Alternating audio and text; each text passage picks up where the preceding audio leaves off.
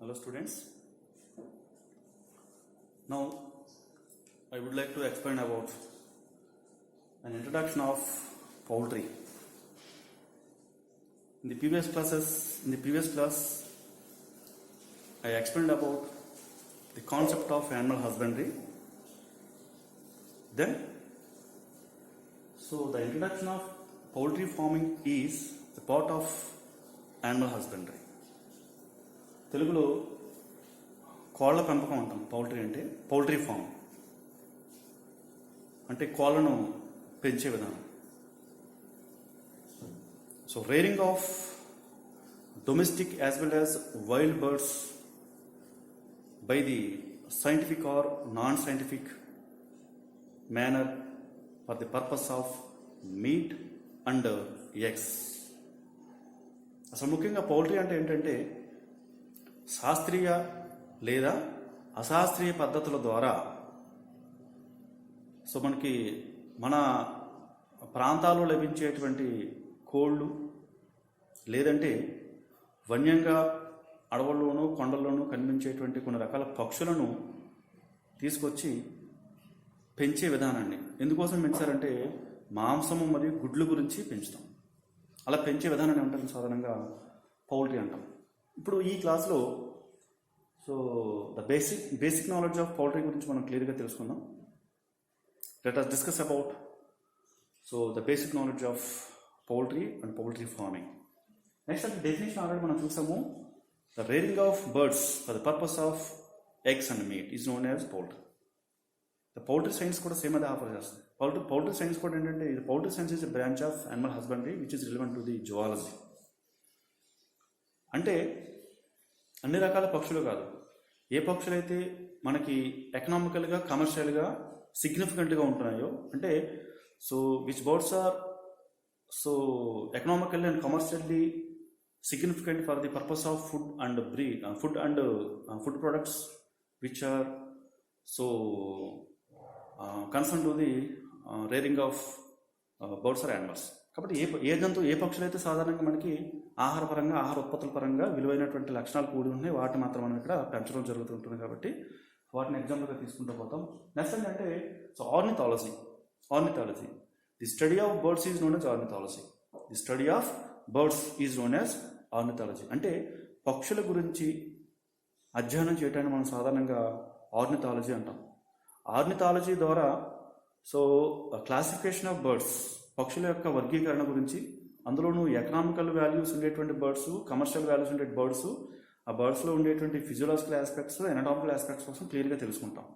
అంటే వాటి body shape కానీ, బాడీ కాంటర్ కానీ, టైప్స్ ఆఫ్ బర్డ్స్ కానీ, వాటిలో ఉండేటువంటి మాంసం యొక్క importance of meat, the value of the meet, మాంసం యొక్క విలువ గురించి, అవి పెట్టే గుడ్లు వాల్యూ ఆఫ్ ది ఎగ్స్ గురించి మనం ప్రత్యేకంగా తెలుసుకోవటము.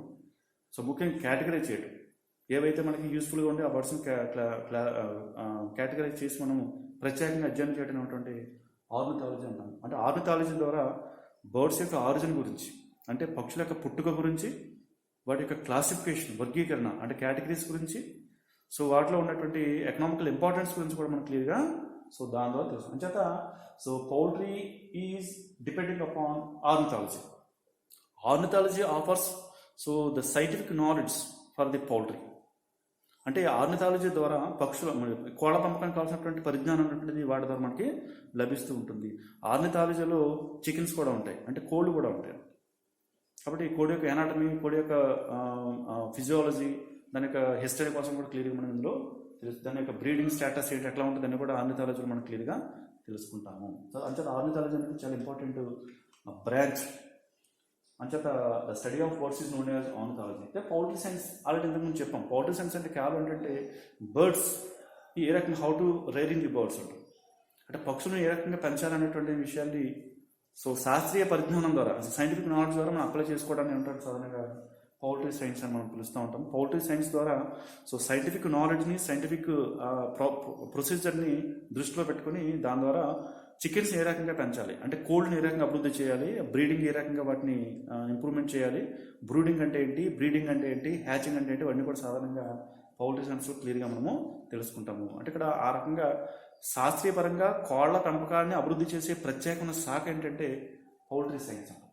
అయితే పౌల్ట్రీ ఇంతకుముందు చెప్పినట్లుగా అంటే rearing of birds for the purpose of food and food products అని చెప్పాం. కాబట్టి ముఖ్యంగా purpose of meat and eggs అంటే మాంసము మరియు గుడ్లు గురించి ప్రత్యేక పద్ధతిలో కోళ్ళను పెంచే విధానాన్ని సాధారణంగా పౌల్ట్రీ అంటారు. కోళ్ళు అంటే ఓన్లీ చికెన్సే కాకుండా కొన్ని రకాల బర్డ్స్ ఉంటాయి. మనకు ఎగ్జాంపుల్గా చికెన్స్ అంటే poultry is not only concern to the chickens which also concern to the turkeys, ducks, pigeons, so fowls, guinea fowls, emus etcetera. అంటే చాలా మంది పౌల్ట్రీ అంటే కోళ్ళకు మాత్రమే సంబంధించింది అనుకుంటారు.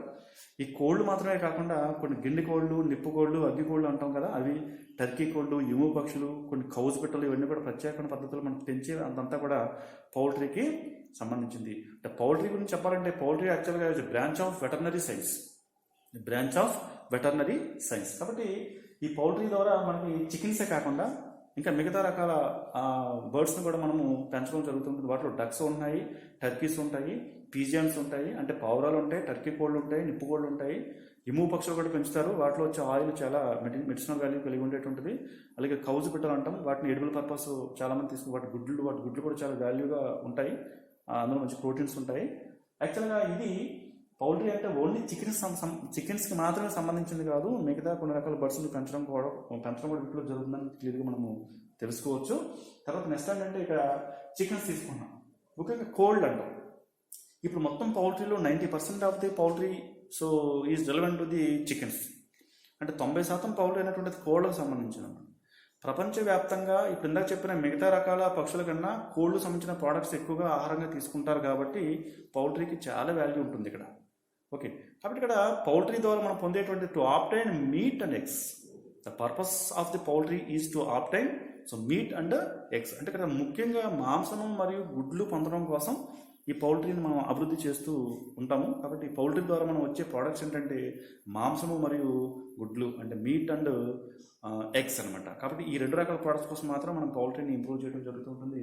అందుచేత దీంట్లో ఉండే ప్రోటీన్ ఏంటంటే యానిమల్ ప్రోటీన్. ముఖ్యంగా ప్రోటీన్స్ 2 types ఆఫ్ ప్రోటీన్స్ ఉంటాయి. ఒకటి ప్లాంట్ ప్రోటీన్స్, యానిమల్ ప్రోటీన్స్ అంటాము. యానిమల్ ప్రోటీన్స్ కూడా చాలా వాల్యూ ఉండేటువంటి, ముఖ్యంగా మనకి బయోలాజికల్ యాక్టివిటీస్కి యానిమల్ ప్రోటీన్ చాలా మెయిన్ రోల్ ప్లే చేస్తూ పోతాయి. తర్వాత ఎంప్లాయ్మెంట్ తీసుకున్నాం. ఎంప్లాయ్మెంట్ కాబట్టి పౌల్ట్రీ ఫార్మ్స్ ద్వారా స్మాల్ స్కేల్ ఇండస్ట్రీలో ఉండేటువంటి కొన్ని రకాల ఫార్మర్స్ కానీ, సో లార్జ్ ఇండస్ట్రీ ద్వారా ఉన్నటువంటి కొన్ని రకాల ఇండస్ట్రియలిస్టులు కానీ చాలామంది ఏంటంటే ఎక్కువగా ఎంప్లాయ్మెంట్ని ఆఫర్ చేస్తూ పోతారు అనమాట. కాబట్టి జీవనోపాధి గురించి కోళ్ళ పరిశ్రమ చాలా వరకు మనకి యూస్ఫుల్గా ఉంటుంది. చాలా ఏరియాలో బాగా రిమోట్ ఏరియాలో చూసినట్లయితే ఈ చిన్న కోళ్ళను కంట్రీ చికెన్స్ అంటాము, నాటుకోళ్ళు అంటారు. వాటిని ప్రత్యేకంగా పెంచి వాళ్ళు సేల్ చేయడం ద్వారా వచ్చేటువంటి డబ్బుల ద్వారా వాళ్ళు జీవనం సాగిస్తూ పోతారు. పెద్ద ఇండస్ట్రీస్లో ఏం చేస్తారంటే పెద్ద ఫార్మ్స్ని డిజైన్ చేసుకుని వాటిలో కొన్ని వేల సంఖ్యలో చికెన్స్ని పెట్టి దాని ద్వారా గుడ్లు పొందడం, లేకపోతే వాటిని సేల్ చేసి మాంసాన్ని ఉత్పత్తి చేసుకోవడం జరుగుతుంది. కాబట్టి ఇక్కడ ఇండియన్ ఎకానమీలో కూడా ఇక్కడ పౌల్ట్రీ అనేటువంటిది మళ్ళీ మేజర్ రోల్ ప్లే చేస్తుంది. ఇంచేత మన ఇండియాలో చూసినట్లయితే మన ఇండియాలో ఉండేటువంటి ఎగ్స్ని లేదా ఈ యొక్క చికెన్ లెగ్స్, చికెన్ మీట్ని మనం ఇతర దేశాలకు ఎక్స్పోర్ట్ చేస్తూ ఉంటాం. కాబట్టి మనం మళ్ళీ cost of living so income value మనకి బాగా పెరుగుతూ ఉంటుంది అనమాట. కాబట్టి అది కూడా ఇందులో చాలా ఇంపార్టెంట్ ప్లే చేస్తుంది. సో తర్వాత సిగ్నిఫికెన్స్, ప్రాముఖ్యత. ఈ పౌల్ట్రీ ఇండస్ట్రీ ద్వారా చేసే పని ఏంటంటే ముఖ్యంగా సో ఎగ్స్ మీట్ని మనము సో ఉత్పత్తి చేయడం ద్వారా సో ఈ యొక్క ఆహారపరంగా ఉన్నటువంటి లోటుపాట్లు తగ్గించుకోవడంలో, యానిమల్ ప్రోటీన్ మనం ఇంప్రూవ్ చేసుకోవడంలో మెయిన్ రోల్ ప్లే చేస్తూ పోతాయి. తర్వాత ఏంటంటే ఎంప్లాయ్మెంట్ పరంగా కూడా చాలామంది ఈ పౌల్ట్రీ మీద డిపెండ్ అయి ఉంటున్నారు.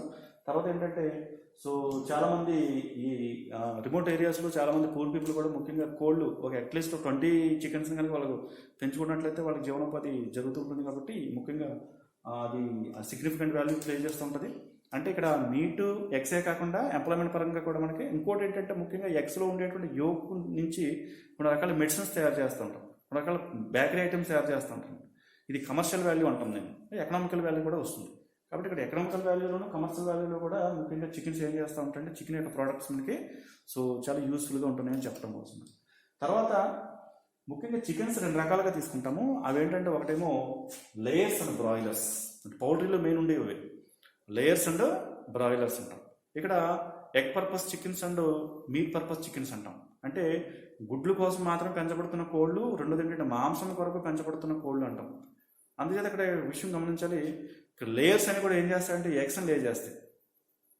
అంటే ఈ లేయర్ కోళ్ళు సాధారణంగా గుడ్లు పెడుతూ ఉంటాయి కాబట్టి వాటిని గుడ్ల కోసం మాత్రం ప్రత్యేకించి మనం పెంచుతా పోతాం. వీటి కోసం పెద్ద పెద్ద పౌల్ట్రీ ఫార్మ్స్ని డిజైన్ చేసి పౌల్ట్రీ ఫార్మ్స్లో వాటిని ప్రత్యేక విధానంలో పెట్టి వాటిని మనం పెంచుతూ ఉంటాం. Daily 2 times or 3 times eggs lay చేస్తూ పోతాయి అన్నమాట. At the same time broilers అంటే these are the meat purpose chickens అంటాం. మాంసం కొరకు పెంచబడుతున్నటువంటి కోళ్ళను బ్రాయిలర్స్ మనం పిలుస్తూ ఉంటాం. మనం చేసే పని ఏంటంటే వీటి నుంచి మాంసాన్ని మనము పొందుతాం. ఇప్పుడు కూడా బ్రాయిలర్స్ అనేటువంటివి సో ఎగ్స్ని లేచేవు, అంటే ఇది only purpose of the meet. ఇక్కడ లేయర్స్ ఏం చేస్తాయంటే గుడ్లు పెడతాయి. గుడ్లు పెట్టిన సీజన్ అయిపోయిన తర్వాత చాలా మంది వాటిని ఆహారంగా వాటిని తీసుకుంటారు. అంటే డబల్ పర్పస్ అని చెప్పొచ్చు. అంటే main purpose is eggs, the second purpose is meet. Thank you very much.